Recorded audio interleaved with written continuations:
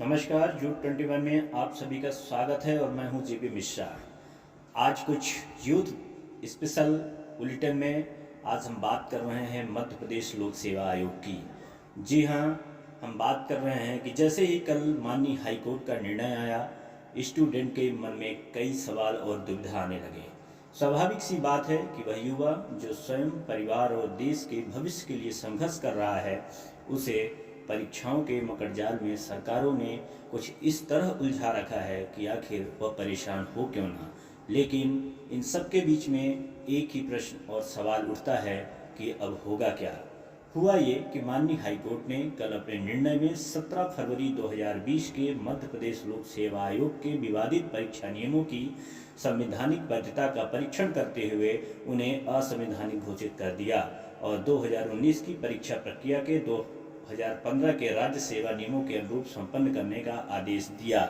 इस न्यायालयीय निर्णय के निष्पादन में प्रारंभिक परीक्षा 2019 का परीक्षा परिणाम संशोधित करना होगा और मेंस 2019 का परिणाम जो कि विवादित नियमों के अनुरूप घोषित हुआ है, उसे भी ठीक करना होगा।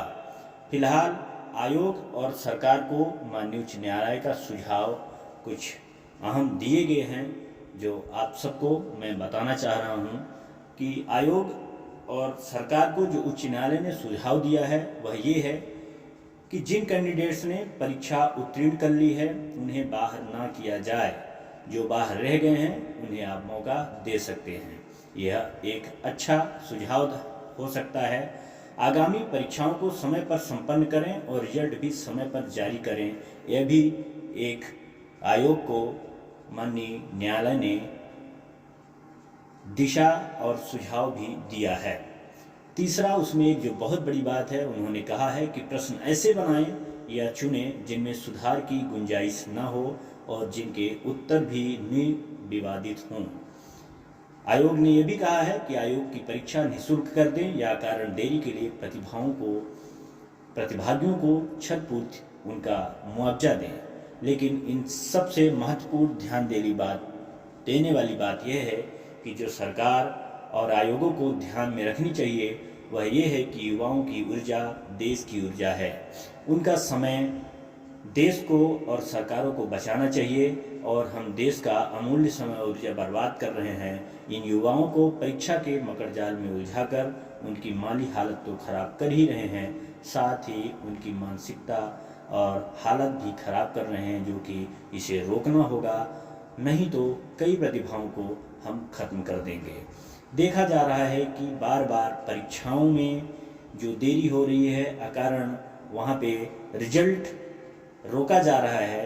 कहीं न कहीं जो ऐसे छात्र जो परीक्षाओं में लगातार दिन रात मेहनत करके अपनी पूरी ऊर्जा लगा के मेहनत करता है और अकारण बिना किसी उसके मिस्टेक के उसे यह भुगतना पड़ रहा है कि सरकारें आज 2019 का परीक्षा परिणाम घोषित नहीं कर पाई और वह कारण किसी न किसी गलती के कारण वह स्थगित करनी पड़ रही है। ऐसी आखिर उनको कैसे समझाया जाए, उनकी माली हालत, वित्तीय हालत को कैसे उन्हें भरोसा दिया जाए कि हम यह आपको ब्याज सहित लौटाएंगे, क्या ऐसा आश्वासन सरकार और आयोग और जो आयोजित करने वाली परीक्षा संस्थाएं दे सकती हैं या नहीं, यह अपने आप में एक बड़ा सवाल है। इसमें सरकार का रुख निश्चित तौर पर कहीं न कहीं संदेह यहाँ पे यह कह सकते हैं हम, या आयोग की इसमें गलती कह सकते हैं कि आखिर क्यों बार बार इसी कारण से परीक्षाएं रद्द हो रही हैं या स्थगित हो रही हैं या उनमें स्टे लग रहा है। कहीं न कहीं प्रश्न चिन्ह लग रहा है। क्या आयोग को यह बात नहीं पता है कि किस प्रकार से हमें पेपर तैयार करने चाहिए, किस प्रकार के हमें भाषा का या शब्दों का इस्तेमाल करना चाहिए जो किसी भी जाति, धर्म और या किसी भी संप्रदाय जो कि समय में देखने को मिल रहा है, इन्हीं किन्हीं कारणों के कारण परीक्षाएं में स्टे लग रहा है या किन्हीं किन्हीं वजह से परीक्षाओं में जो संकट खड़ा हो रहा है, इसे सरकार और आयोग को समझना होगा, इन्हें रोकना होगा।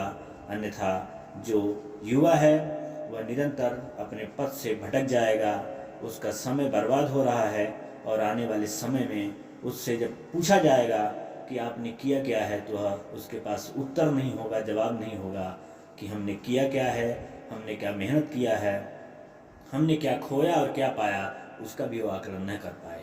इसलिए आप सभी से, इस आयोग और सरकारों से मेरा विनम्र आग्रह होगा कि सरकार और उच्च न्यायालय ने जो भी अभी दिशा निर्देश जारी किए हैं, कम से कम उनको ध्यान में रख के सरकार एक बार फिर से इस बेपटरी सिस्टम को सिस्टम पे लाने की कोशिश करेगा। इसी उम्मीद के साथ आज की इस बुलेटिन में इतना ही। आगे कुछ अपडेट्स के लिए हम आपके साथ बने रहेंगे।